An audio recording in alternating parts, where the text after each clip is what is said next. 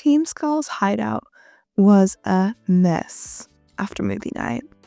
Crumpled chip bags, half-empty soda bottles, and random wrappers littered all across the floor, abandoned by the gang once the credits rolled. Most of the grunts had retreated back to their rooms, leaving you alone to clean up the aftermath. You're too nice, you know that. Guzma's voice startled you from behind. He leaned against the doorway, arms crossed, his trademark cocky grin in place. Someone's gotta clean up, Guz, you replied, rolling your eyes but still smiling at him. I doubt anybody else is gonna. He chuckled, sauntering over.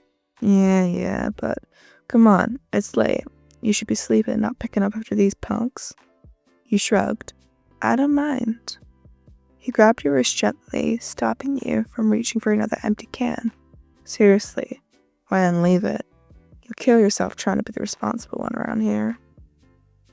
You sighed, your tiredness finally catching up to you.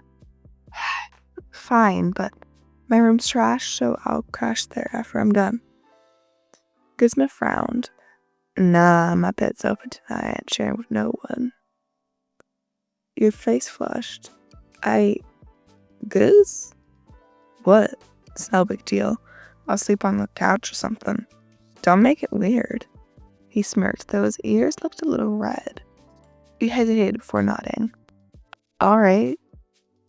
Yeah, okay, thanks. Upstairs, Guzma's room was surprisingly neat. His bed was a large, disheveled heap of sheets. It was uninviting from your long day.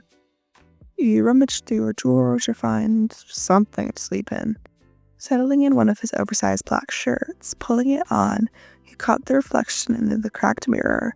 The hem of your shirt barely skimmed your thighs. You heard a knock at the door before Guzma let himself in. He paused mid-step, his gaze flicking over to you before quickly looking away, scratching the back of his neck. It fits. Kinda, he muttered, clearly trying not to stare. It's huge on me, he said, laughing nervously. Nah, it looks good, he blurted, immediately regretting it. His hands flew up. I mean, it's fine. You look fine. You brought your cheek feet up. Thanks, I guess. The awkward silence stretched on as he shifted his weight between his feet, his usual confidence replaced by a boyish uncertainty. Finally, he cleared his throat. Alright, well, I'll let you sleep. Holler if you need something. Before you could stop yourself, you grabbed his wrist. Guz? Yeah? He asked, his voice softer now. Stay, you whispered, glancing away. His breath hitched. He didn't pull away. Instead, he carefully sat on the edge of the bed, his nervous energy melting into something more familiar. He grinned. If you insist, princess. You rolled your eyes, but you couldn't help but smile as he stretched out before you. Both of you pretending not to notice how close your shoulders were that they brushed. And for once, the silence between the two of you wasn't awkward, it was actually comfortable. Like it had always been. The room was dimly lit, moonlight spilling through the cracked blinds. You lay beside Guzma, trying to focus on anything but how close he was. His bed smelled like him, a mix of salt, spice, and the faintest hint of the cologne he swore that he never wore. You comfy? Guzma's voice cut through the quiet. You turned your head to find him already looking at you, his silver hair a messy halo against the pillow. Yeah, you murmured, suddenly very aware of how his shirt clung to you in all the wrong ways. He said, his tone softer than usual. Don't want you stressing over dumb stuff like cleaning anyway. You're doing too much. You snorted. Somebody's gonna pick up after you. Hey, I ain't that messy.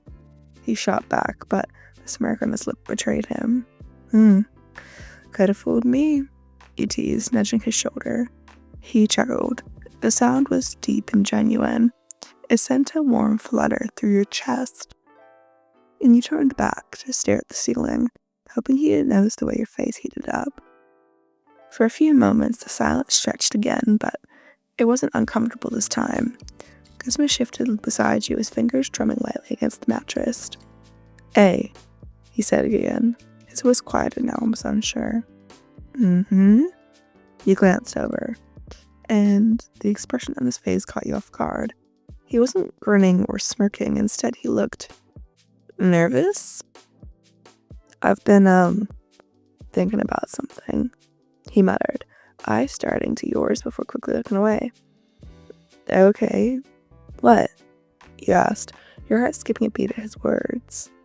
He hesitated, then sat up, running a hand through his messy hair. "You ever wonder why I keep you around?" The question made your stomach drop. You were very confused. No. I mean," he sighed in frustration, flickering in his tone, though it seemed aimed at himself. "You're like, different. You ain't like the rest of them. You're better and smarter and kind of all that stuff." "I ain't..." He cut himself off. "Guz?" He started, sitting up as well. He shook his head, cutting you off. "Nah, let me finish. I don't know how to say it right, but you're the only person that's ever stuck by me, even when I was screwing everything up. And I guess I don't want you thinking I don't notice it, because I do, and it means a lot."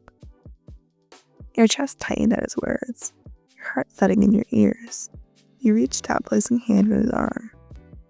"Guzma, I stuck around because I wanted to, because you're not as bad as you think you are." He laughed. The sound was almost bitter on his tongue. "Yeah, right." "I mean it," he insisted, squeezing his arm. "You're not perfect, but oh, come on, man, who is? You've got a good heart, even if you don't want to admit it." He turned to look at you, his golden eyes searching yours for something. The air between the two of you felt heavy, charged with unspoken emotions. Neither of you seemed ready to voice. Before you could overthink it, you leaned in, your lips brushing against his cheek, a soft, fleeting gesture, meant to reassure him, but the moment you pulled back, Guzma's hand caught yours, holding it in place. "You're something else, Ryan," he muttered, his voice low and almost vulnerable. "Is that a good thing?" you asked, a small smile tugging at your lips. "The best thing," he admitted, his thumb brushing over your knuckles. And just like that, the awkward tension seemed to melt away, replaced by something warmer, something more certain. The room was silent except for the faint rustling of sheets. Guzma's hand moved and caught yours in a fragile moment that felt both too soon and too long overdue. "Guz?" You started softly.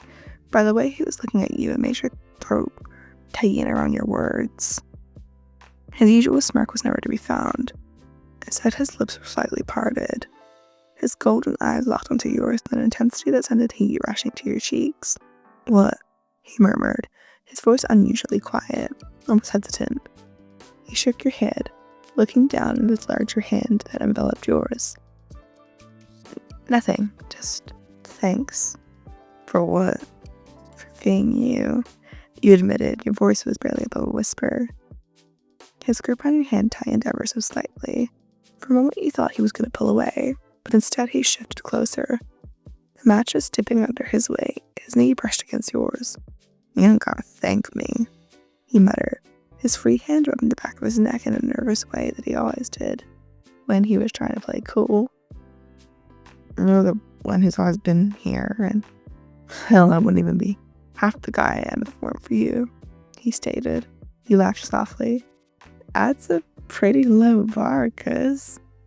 He huffed, but the corner of his mouth twitched upwards. "Alright, smartass, I'm trying to be serious here." Sorry, he said, still smiling. "Go on." He let out a long breath, his shoulders relaxing slightly. "What I'm trying to say is, I don't know where I'd be if it weren't for you. You've always had my back, even when I didn't deserve it, and I guess what I'm trying to say is I don't want to lose that. I don't want to lose you." Your breath hitched, your heart hammering against your ribs. "Guzma," you muttered out. His hand slipped from yours to cup your cheek. his thumb brushing against your skin with gentleness that seemed almost out of character. I know I ain't good at this kind of thing, but if there's a chance you feel the same way, just tell me. And if you don't, it's all good. He trailed off, his jaw tightening as he looked away. You reached out, placing your hand over his. You're an idiot, you whispered, your voice trembling just enough to portray your emotions bubbling across the surface. His eyes snapped back to yours, panic flashing across his face. What? I mean, you're an idiot for thinking I, wouldn't feel the same, you clarified, calming his beating heart, a soft laugh escaping your throat despite the lump in it. I've, felt this way for a long time, because I didn't think you ever would. His expression softened, tension in his shoulders melting away. You really mean that? You nodded, your own smile faltering at his vulnerability in the moment hit you. Yeah, I do. For a minute, neither of you moved. Then with a shaky exhale, Guzma leaned across, his forehead resting against yours. Guess that makes me the lucky one, huh? Guess so, you murmured, your voice barely audible, as he closed the distance between the two of you, his lips capturing yours in a kiss that was clumsy and awkward as it was perfect. When he pulled back, his cheeks were flushed. For once, he didn't have that snarky comment ready. Instead, he just grinned. A real, genuine grin that made your chest ache in the best possible way. Get some sleep, he finally said, his voice now softer than you'd ever heard it. You nodded, your head was still spinning as you laid back. Guzma settled beside you, his arm draped protectively over your waist as to keep you from slipping away. As he drifted off, the last thing you were able to hear was his voice, low and barely audible. Night, Wen. Don't go anywhere yet. The warmth of Guzma's arm around your waist was the first thing you noticed when you stirred awake. The hideout was quiet, save for the faint hum of the wind outside. For a moment you didn't even move, just basking in the sense of peace that was very rare around this place. You turned your head slightly, finding Guzma still asleep beside you. His silver hair stuck up at odd angles, and his lips were parted slightly. He breathed deeply, and he looked so different, like this unguarded, calm, almost boyish way. You couldn't help but smile, your fingers twitching against the urge to brush a strand of hair from his face, but before you could acclimate, Guzma stirred, his golden eyes fluttering open. Morning, he mumbled, his voice thick with sleep. Morning, you replied softly, trying not to focus on how close his face was to yours. He blinked a few times, his gaze shifted from where he was trying to process where he was. When it finally clicked, his cheeks flushed slightly, and he quickly pulled his arm away, standing up with a cough. Yeah, I hope you slept okay, he muttered, scratching the back of his neck. You laughed a bit, finding his sudden awkwardness a little bit endearing. I did. Thank you for letting me stay. He glanced at you out of the corner of his eye, his lips quirking into a small smile. Yeah, anytime. The moment lingered in the air between you was charged, but uncertain. Neither of you seemed to know how to manage the gap between the intimacy of last night and the reality of this morning. Finally, Guzma broke the silence. So, what happens